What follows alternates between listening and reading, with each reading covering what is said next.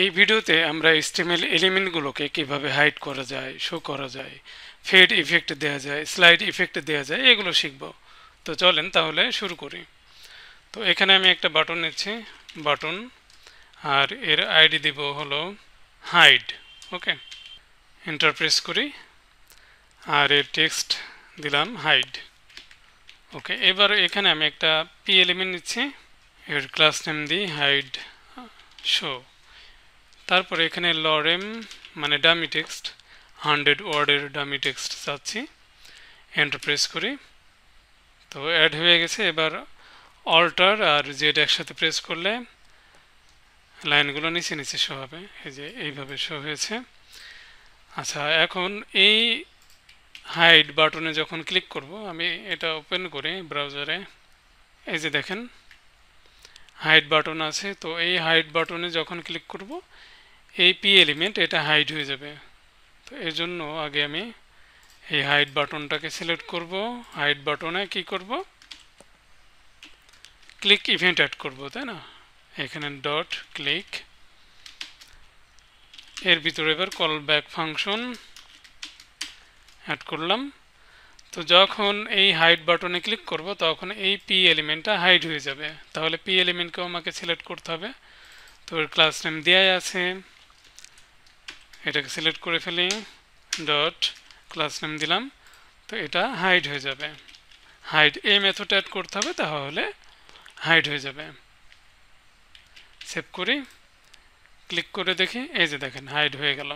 তাহলে এখানে আমি কি করেছি, যে হাইড এই বাটনটাকে আগে সিলেক্ট করেছি, এটাতে যখন ক্লিক করা হবে, এই জন্য হাইড বাটনে ক্লিক ইভেন্ট অ্যাড করেছি। যখন ক্লিক করা হবে তখন কি হবে, তখন এই পি এলিমেন্টটা এর ক্লাস নেম ধরে আমি এখানে সিলেক্ট করেছি, তো এটা হয়ে যাবে হাইড। তো এখানে আমি হাইড মেথড অ্যাড করেছি। এটা হলো jQueryর একটা মেথড, অ্যাড করলে হাইড হয়ে যাবে সেই এলিমেন্টটা। এখন এর ভিতরে আরও প্যারামিটার আছে, যেমন স্পিড, যে হাইড হয়ে যাচ্ছে। আমি রিলোড করে দেখাই, এই যে ক্লিক করলাম হাইড হয়ে গেল, কোনো টাইমই নিল না, ক্লিক করার সাথে সাথে কিন্তু এটা হাইড হয়ে গেল, তাই না? তো আমি চাইলে এখানে একটা টাইম সেট করে দিতে পারি, স্পিড আর কি, যে স্লো। এই প্যারামিটারে আমরা তিনটা ভ্যালু ইউজ করতে পারি, স্লো অথবা ফাস্ট অথবা টাইমটা আমরা মিলি সেকেন্ডে ইউজ করতে পারি। তো আমি আগে স্লো অ্যাড করে দেখি, ক্লিক করি, এই যে দেখেন স্লো হলে কিন্তু হাইড হয়ে গেল। আমি আবার দেখাচ্ছি, এই যে আবার আমি চাইলে এখানে ফাস্ট যদি অ্যাড করি, তাহলে হাইড হবে কিন্তু একটু ফাস্ট, এই যে ফাস্ট হয়ে গেল। আবার চাইলে আমি এখানে টাইম সেট করে দিতে পারি মিলি সেকেন্ডে। যদি 1000 অ্যাড করি তাহলে 1 সেকেন্ড বোঝাবে, হ্যাঁ, 1000 মিলি সেকেন্ড মানে তো 1 সেকেন্ডে আমরা জানি। তো আমি যদি 2000 মিলি সেকেন্ড অ্যাড করি, তার মানে 2 সেকেন্ড টাইম নেবে এই পি এলিমেন্টটা হাইড হতে। ক্লিক করি, এই যে দেখেন 2 সেকেন্ড টাইম নিচ্ছে। আচ্ছা, এটা আমি কমেন্ট করে দিই। আবার টাইমের পরে আরেকটা প্যারামিটার আছে, সেটা হলো টাইমিং ফাংশন। বাই ডিফল্ট এটা হলো সুইং, মানে ক্লিক করলে এটা সুইং হচ্ছে। চাইলে এটা আমরা চেঞ্জ করে দিয়ে লিনিয়ার ইউজ করতে পারি। সুইংয়ে কি হয়, প্রথম দিকে স্লো থাকে এবং শেষের দিকেও স্লো থাকে, কিন্তু মাঝখানে একটু ফাস্ট হবে। আর লিনিয়ার যদি ইউজ করা হয় তাহলে একই স্পিডে চলবে, হ্যাঁ, যখন এই এলিমেন্ট হাইড হবে তখন একই স্পিডে হাইড হবে। ওকে, আমি এটাকে ডুপ্লিকেট করি, আগের এটাকে কমেন্ট করি। এরপরে আর একটা প্যারামিটার আছে, হ্যাঁ, এটা হলো কল ব্যাক ফাংশন। তো এটার কাজ কি আমি দেখাই। তো এখানে ধরেন আমি অ্যালার্ট ফাংশনের ভিতরে আমি এখানে কিছু লিখলাম,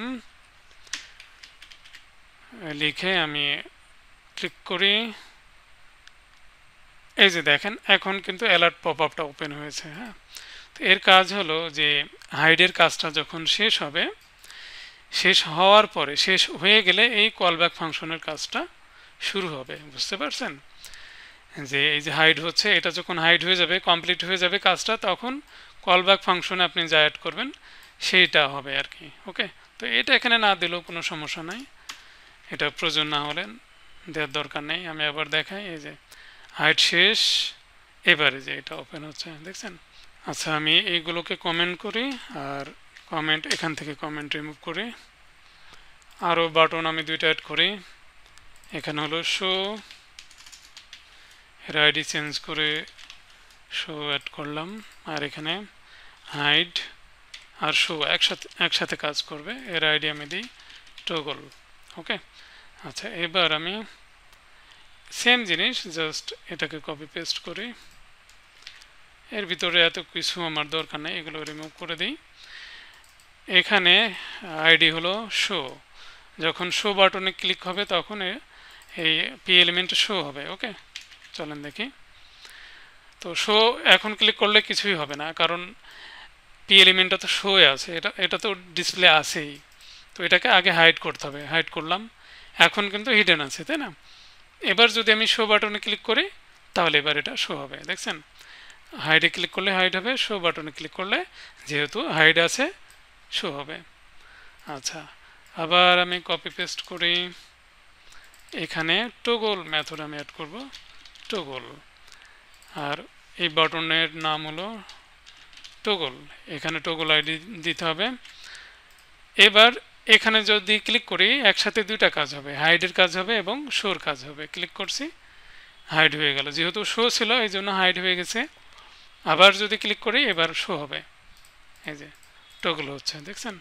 তো এখানে যে স্পিড, তারপরে যে টাইমিং ফাংশন, তারপরে যে কলব্যাক ফাংশন, প্রত্যেকটা মেথডের ভিতরেই কিন্তু আছে। তো আমি এখানে দেখিয়েছি যে কিভাবে এগুলো কাজ করে। আপনি যে কোনো মেথডে লাগলে আপনি অ্যাপ্লাই করতে পারবেন, কোনো সমস্যা নাই, জাস্ট এগুলো প্র্যাকটিস করবেন। ওকে, এবার আমি ফেড ইফেক্ট অ্যাড করব। তো আমি আরও বাটন অ্যাড করছি, এখানে বাটন, এর আইডি দিয়ে হলো ফেড আউট দিই। তো এইভাবে আপনি বাটন তৈরি করে নেন আগে। ওকে, তো এখানে আমি আবার 3টা বাটন অ্যাড করেছি।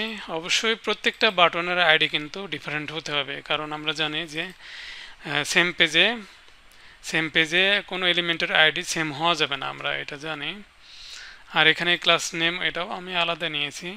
ওকে, এবং এই 3টা বাটনের আইডি ডিফারেন্ট হবে। তো এইভাবে আগে অ্যাড করে নেবেন, তারপরে এখানে আমি এগুলো করি। প্রথমে হলো ফেড আউট, তো আমি এটা সিলেক্ট করে নিই, এই ক্লাস নেমটা অ্যাড করলাম। তো ফেড আউট এইভাবে অ্যাড করতে হবে, কিন্তু ভুল করা যাবে না। এখানে দেখেন ও কিন্তু ক্যাপিটাল। ওকে, তো যেইভাবে এগুলো কেস সেন্সিটিভ, যেইভাবে লেখা আছে মেথডগুলো এইভাবে লিখতে হবে, না হলে সাপোর্ট করবে না, এটা মনে রাখবেন। তো চেক করে দেখি, ক্লিক করলাম, এই যে হাইড হয়ে গেল। তো আমি একটু ছোট করি, আমি রিলোড করে দেখাচ্ছি। ক্লিক করে দেখবেন যে এটা যখন হাইড হবে এই এলিমেন্টটা একটু ফেড হয়ে যাবে। হ্যাঁ, একটু ফেড হয়ে যাবে, এটা খেয়াল করবেন।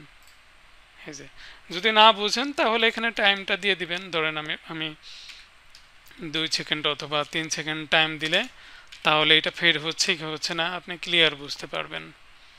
ক্লিক করি, এই যে কি সুন্দর করে ফেড হয়ে গেল, দেখছেন? ফেড হয়ে ওটা মূলত হাইড হয়ে গেল। আচ্ছা, তো আমি এগুলো আবার কপি পেস্ট করি, এটা হলো ফেড ইন, তাহলে এখানে ফেড ইন, এখানে আমার টাইমের এটা দরকার নেই। তারপরে একসাথে সবগুলো করে ফেলে, ফেড টগল বাটনে যখন ক্লিক করবে তারপরে ফেড টগল, এই যে এই মেথডটা। ওকে, সেভ করি। আগে আমি ফেড আউট এই বাটনে ক্লিক করব, এই যে। আচ্ছা, এখানে টাইম বেশি দেওয়া আছে, আমি টাইমটা এখান থেকে উঠিয়ে নিই, টাইমটা রিমুভ করে দিলাম। ক্লিক করি, এই যে ফেড হয়ে গেল, ফেড হয়ে এটা হাইড হয়ে গেল। আবার ক্লিক করছি, এই যে ফেড ইন মানে ফেড হয়ে আবার এটা শো হচ্ছে। আবার যদি আমি ফেড টগল এই বাটনে ক্লিক করি, ফেড আউট মানে ফেড হয়ে এটা হাইড হয়ে গেল। আবার যখন ক্লিক করব তখন আবার এটা ফেড হয়ে আবার শো হবে। তো এখানে আমরা মূলত ফেড ইফেক্ট অ্যাড করলাম। ওকে, এবার আমরা স্লাইড ইফেক্ট অ্যাড করব। তো আমি আবার আগের মতো বাটন এবং পি এলিমেন্ট অ্যাড করব, আপনারাও এটা করে ফেলেন। আচ্ছা, এখানে আমি যে 3টা বাটন অ্যাড করেছি এবং প্রত্যেকটা বাটনের আবার কিন্তু ডিফারেন্ট আইডি আছে। আর পি এলিমেন্ট অ্যাড করেছি, এর ক্লাস নেমও ডিফারেন্ট অ্যাড করেছি, তো এবার আমি একটাকে কপি করি, কপি করে হলো স্লাইড আপ। প্রথমে এই বাটনটাকে সিলেক্ট করলাম, এটাতে যখন ক্লিক হবে তখন ক্লাস নেমটা কপি করি, অ্যাড করলাম, তাহলে এটা স্লাইড হয়ে এই এলিমেন্টটা হাইড হবে। স্লাইড আপ এই মেথডটা অ্যাড করতে হবে। দেখি, এই যে দেখেন স্লাইড হয়ে এটা আবার হাইড হয়ে যাচ্ছে। রিলোড করি, এই যে এইভাবে। ওকে, তো আমি বাকিগুলো অ্যাড করে ফেলি। এখানে হলো স্লাইড ডাউন বাটনে যখন ক্লিক করবে তখন স্লাইড ডাউন মানে স্লাইড হয়ে আবার শো হবে। আর এখানে হলো স্লাইড টগল, একসাথে স্লাইড ডাউন এবং আপের কাজ হবে আর কি। স্লাইড টগল বাটনে যখন ক্লিক হবে। ওকে, তো চলেন চেক করে দেখি। ক্লিক করলাম, স্লাইড হয়ে হাইড হয়ে গেল। আবার স্লাইড ডাউন বাটনে ক্লিক করছি, স্লাইড হয়ে এটা শো হচ্ছে। এবার আমি স্লাইড আপ ডাউন এই বাটনে ক্লিক করব, যেহেতু এটা শো আছে স্লাইড হয়ে হাইড হয়ে যাবে। আবার যখন ক্লিক করব স্লাইড হয়ে এটা শো হবে। এই যে, তো এগুলো ভালো করে প্র্যাকটিস করবেন। পরের ভিডিওতে আমরা একটা প্রজেক্ট করব। আর মনে রাখবেন এই প্রত্যেকটা মেথডের ভিতরে কিন্তু এইগুলো, এই প্যারামিটারগুলো অ্যাড করা যাবে, যে স্পিড, তারপরে timing function, call back function. তো যখন আপনার লাগবে তখন আপনি এগুলো অ্যাড করবেন, আর না লাগলে এইভাবে রাখবেন। ওকে, ভালো থাকবেন সবাই, ধন্যবাদ।